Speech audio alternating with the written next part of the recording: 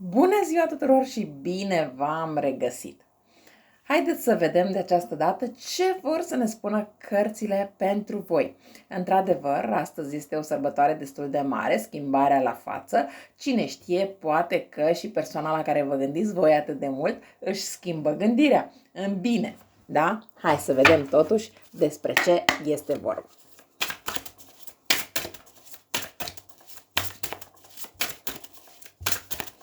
Hai să vedem ce vor să ne spună aceste cărți. Wow! Nu degeaba și nu cred că întâmplător este și această sărbătoare, schimbarea la față. De ce? Pentru că văd că și aici prima carte ne spune că vorbim de transformare. Da? Dar să vedem până la final despre ce transformare este vorba. Wow!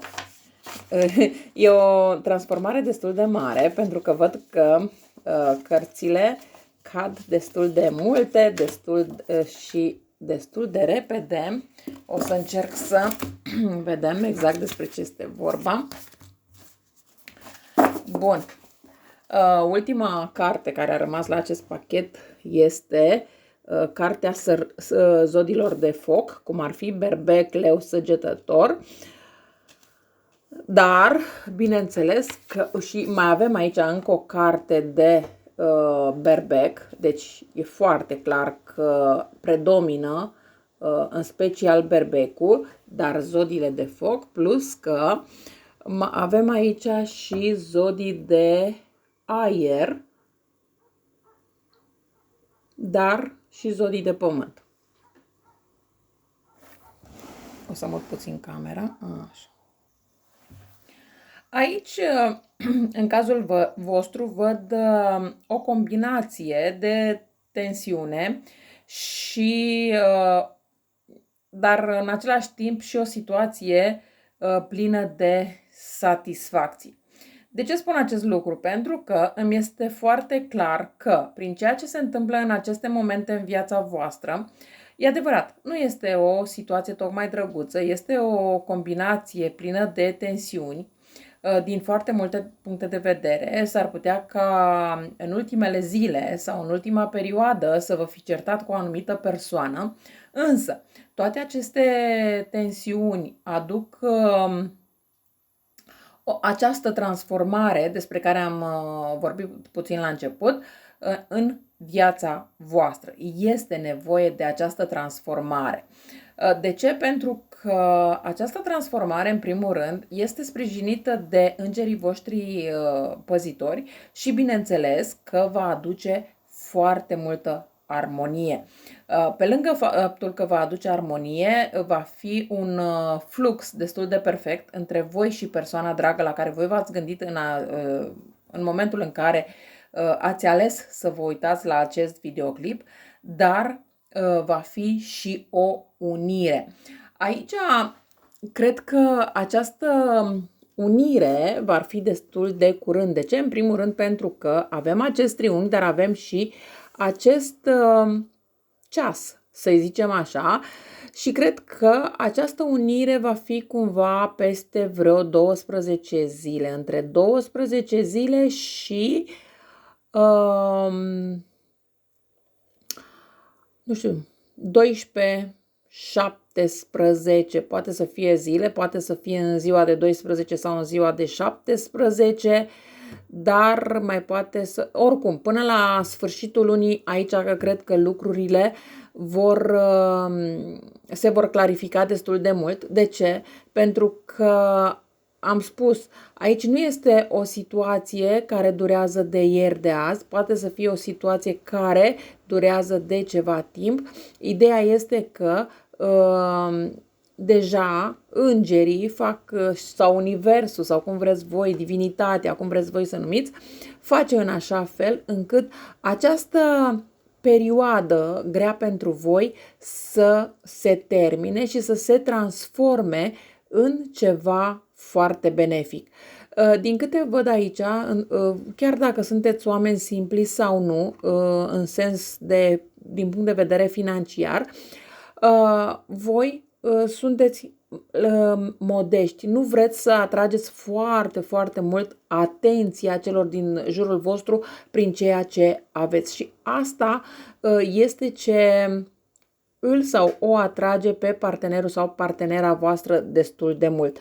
Nu știu de ce, aici văd că este vorba despre o sumă de bani care poate să fie de genul sau ce reprezintă pentru voi cifra 3800 sau chiar 800 sau 7800 sau chiar un A.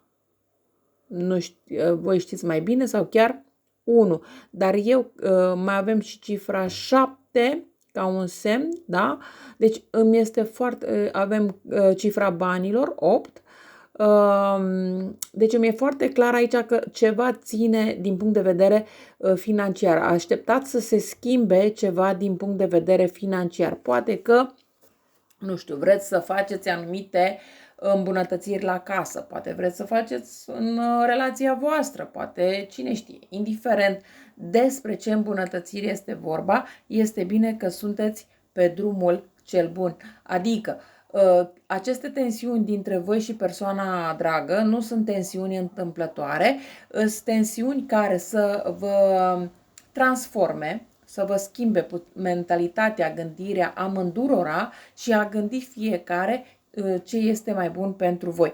Ce este bine în acest caz, în majoritatea cazurilor, bineînțeles că nu în toate, pentru că este o etalare generală, nu personală și nu vi se poate potrivi tuturor, dar în majoritatea cazurilor este bine că este bună această transformare pentru voi, că vă face să gândiți un pic lucrurile la rece și să vă dați seama că trebuie să faceți ceva pentru a rămâne împreună. Iar cei care nu sunteți încă mutați împreună sau nu sunteți căsătoriți, urmează să oficializați aceste lucruri. Dar hai să vedem și ce ne spun cărțile de tarot pentru voi. Bun, le vom da deoparte. Hai să vedem și ce ne spun cărțile de tarot.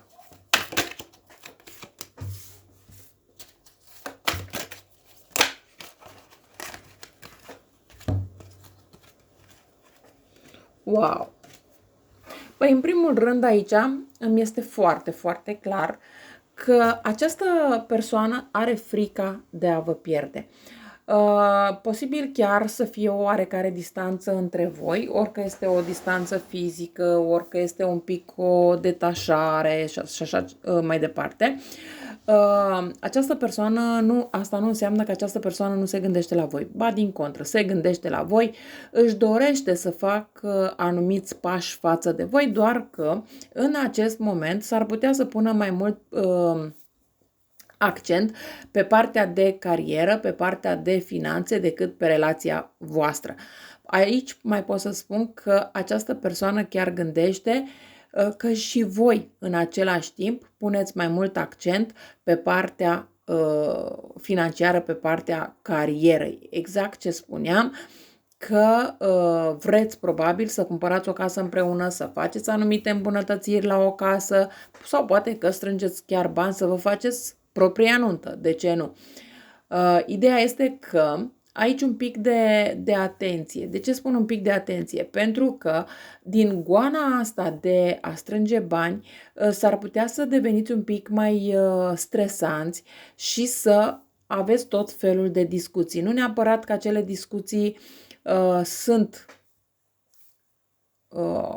benefice, în anumite cazuri chiar vă sunt destul de mult dăunătoare, pentru că evitați să vă mai gândiți și la voi ca persoane sau chiar la voi ca și relație. Și ăsta nu este chiar un lucru bun, pentru că vă face să fiți destul de dezamăgiți pe planul iubirii și să ziceți pentru ce să mai strâng atâția bani dacă tot ne certăm și tot ajungem la despărțire. N-ar fi nimic exclus aici ca să ajungeți inclusiv la o perioadă în care să spuneți stop, nu te mai vreau, dar mai apoi lucrurile se rezolvă de la sine. Nu este o situație care să dureze foarte mult.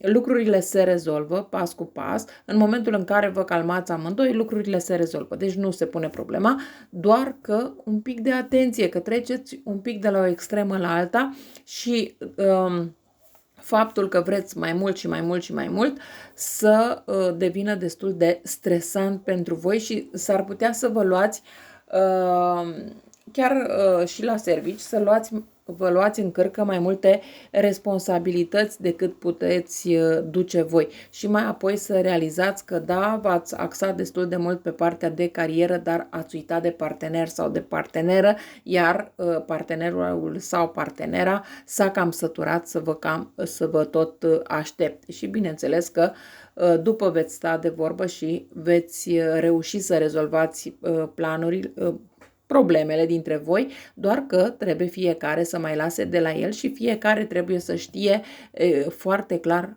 pe ce se axează. Pentru că dacă vorbiți, adică gândiți împreună, dar faceți separat sau invers, da? Lucrurile, bineînțeles că nu pot merge într-o direcție pozitivă.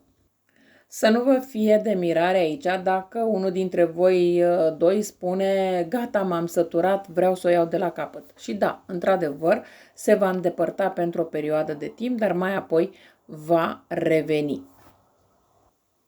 Aici văd că voi, atât voi cât și partenerul vostru, sunteți persoane care, posibil, unii dintre voi să aveți chiar anumite roluri de conducere, sunteți genul de persoane pe care lumea se poate baza pe voi oricând și în orice moment.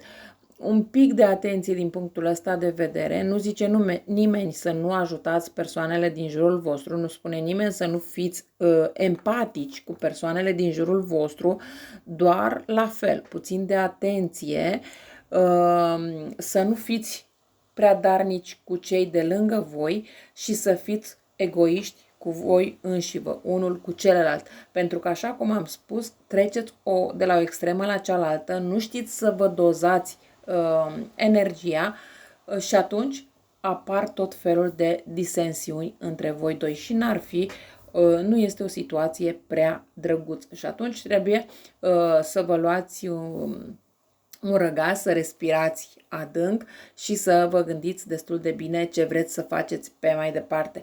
Pentru că, așa cum am spus, în unele situații, da, respirați adânc și o luați de la capăt împreună, dar în unele situații această relație se poate termina. Și este păcat pentru că este o relație destul de frumoasă, aș putea spune chiar o relație destul de abundentă din toate punctele de vedere, doar că trebuie să știți când să fiți egoist sau egoistă cu partenera și când să fiți mai egoiști cu persoanele de lângă. Dar asta bineînțeles că depinde doar de fiecare dintre voi. Prea multă bunătate aici, aș putea să spun că strică destul de mult. Ideea este că vă strică relația. Dar dacă știți cum să dozați, să știți că aici inclusiv ajungeți să faceți căsătorie și chiar să puneți până la sfârșitul lunii august, chiar deja să vă gândiți la acest aspect al căsătoriei dacă n-ați făcut acest pas până în acest moment. N-ar fi nimic exclus. Acolo unde nu sunteți mutați împreună, să fie chiar până la finalul lunii august, inclusiv o cerere în căsătorie, iar pentru alții poate că vă duceți repede înainte la starea civilă și vă căsătoriți, cine știe. Da? Dar ideea este să știți fiecare dintre voi ce vreți, pentru că dacă nu, lucrurile nu se pot rezolva și să se termine frumos. Eu cam atât am avut de spus pentru voi, vă mulțumesc că m-ați ascultat și vă doresc o zi cât mai frumoasă în continuare. La revedere!